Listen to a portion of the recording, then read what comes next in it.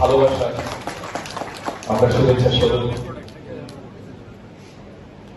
বৃক্ষই হচ্ছে আমাদের প্রধান অবলম্বন, তাই গাছ লাগাতে হবে আমাদের এই নগরীকে সমুদায়নে ভরিয়ে দিতে। নলছর পঞ্চায়েত সমিতির সম্মানীয় চেয়ারম্যান এবং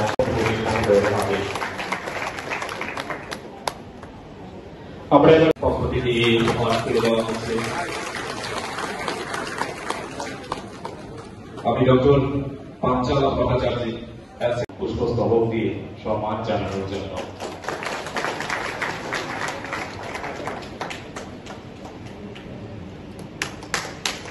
এবারে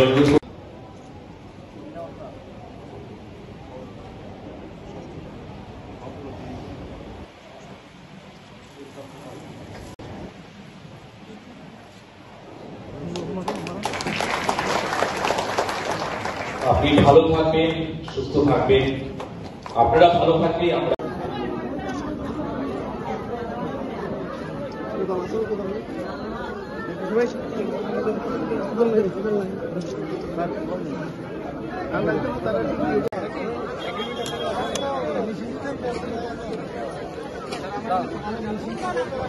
মাননীয় কৃষি মন্ত্রী শ্রদ্ধেয় রতনলাল নাথজিকে আমি অনেক ধন্যবাদ কৃতজ্ঞতা জানাই।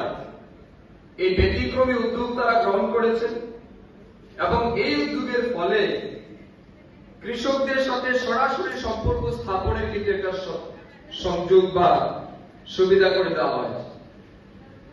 এটা তো রাজ্যভিত্তিক, জেলা ভিত্তিক, ব্লক ভিত্তিক হচ্ছে।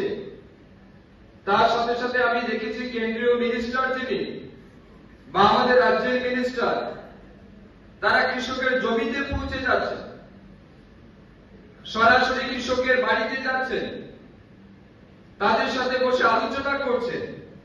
উদ্দেশ্য একটাই, আমাদের রাজ্য তথা দেশের অন্নদাতাদের পাশে দাঁড়াতে হবে এবং তাদের অর্থনৈতিক সামাজিক মান উন্নয়নের ক্ষেত্রে যে পরিমাণে সহযোগিতা পৌঁছে দেওয়ার ব্যবস্থা রয়েছে তার চেয়েও যাতে অধিক পৌঁছে দেওয়া যায় তার লক্ষ্যে আমাদের সরকার কাজ করছে। আমাদেরকে ডাকা হতো সেটা হচ্ছে খ্যাত মজুর, খ্যাত মজুর, তারপরে হচ্ছে খেটে খাওয়া, দ্বিতীয় শব্দ হচ্ছে খেটে খাওয়া, তৃতীয় শব্দ হচ্ছে শ্রমিক। অন্নদাতা কিন্তু বলা হতো না। খ্যাত মজুরদের কাজ কি ছিল? যখনই বিগত সরকারের তাদের কোন রাজনৈতিক কর্মকাণ্ড হবে, খ্যাত মজুরদের নিয়ে চলো।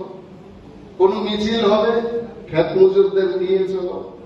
কোন সভা ভিড় করতে হবে, খ্যাত মজুরদের নিয়ে চলো। কোন রাজনৈতিক পোস্টার লাগাতে হবে, খ্যাত মজুরদের নিয়ে চলো। খ্যাত মজুররা যেতে বাধ্য। এই খ্যাত মজুরদের এত কাজ করিয়ে বছরের শেষে বিগত সরকার কি করত? বছরের শেষে হয় একটা কাঁচি, নয় একটা কোদাল, নয় একটা খন্তা। এই একটা কাঁচি, একটা কোদাল, একটা খন্তা দেখিয়ে বছরের পর বছর রাজনৈতিক কর্মকাণ্ডে সামিল করানো হতো। মৎস্য এবং প্রাণী সম্পদ বিকাশ দপ্তরের মাননীয় মন্ত্রী দত্ত ম্যাডাম শ্রীরাম প্রতিপতি উপস্থিত আছেন। ম্যাডাম আপনাকে স্বাগত জানাই। আর ওনার সাথে আছে শ্রী শ্রীবাস ভৌমিক অনার